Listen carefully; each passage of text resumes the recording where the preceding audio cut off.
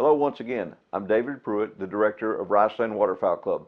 We're going to talk to you something a little different today because we're in the split between duck seasons.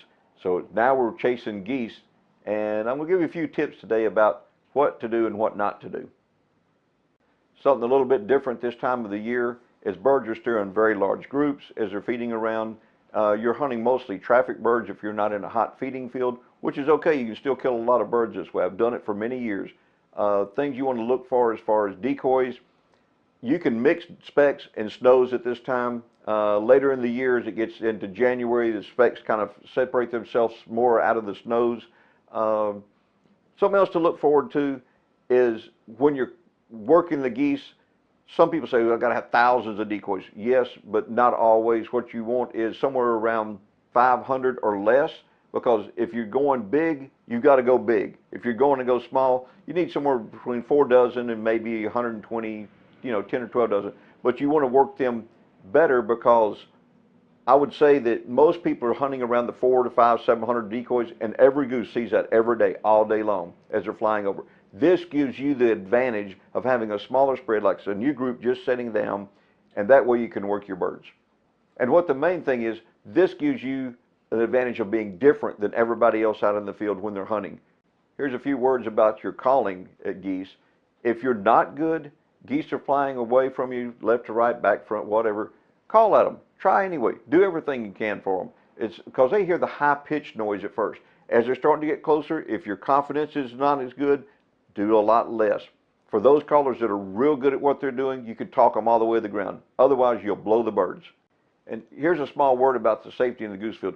When you're laying out, everybody needs to lay across a straight line. That way there's no one in front of each other or behind each other for gun safety.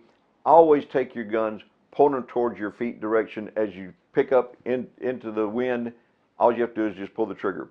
Make sure, please make sure you do not lay your gun sideways pointing at your buddy, a friend, someone else in your group, or lay them across your legs and pointing at your foot. Last year, one of my friends, very experienced hunters, raised up and did this, and she lost 3 of her toes by shooting herself in the foot. Be sure, as the geese are coming in, that you take your safety off at this point as you raise up to fire. Soon as the action's over, because it is a lot of fun. I mean, geese are coming left to right in front of you, and sometimes they're in the thousands, and it does get exciting. I agree. But make sure when it's over, you put your safety back on, and only take it off when it's time to pull the trigger. A lot of people always ask me what shot size. If the geese are decoying in close, you can get away with 2s. I prefer, well, myself, I like T's. Everybody says I'm overkill, but that's me. Anywhere from BBs, triple Bs, T-shot. Another thing to make sure you're doing is when you're grabbing ammunition from the store, even from duck loads to goose loads, keep up the same velocity. It'll make you a better hunter throughout the year, because you know what your lead is supposed to be at for all your birds. Goose hunting, I like a lot of pellets going out. I'll sacrifice any day more pellet count for speed.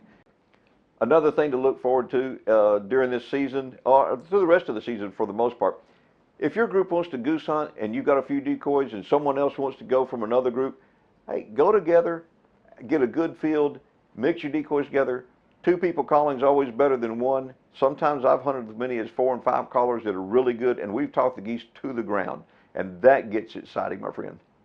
One more thing to add about when you're goose hunting, someone in the middle of the spread, from guys on the left and guys on the right, needs to be the one that's calling the shot. It can be anybody you choose, but he can see if the geese are close enough to the left, or he can see if they're close enough to the right. If they're on the left, he calls left side. If they're on the right, right side. And those guys know who they are, so you're not shooting across each other. And if he just hollers, take them, shoot them, kill them, whatever it be, that's everybody, and get with them.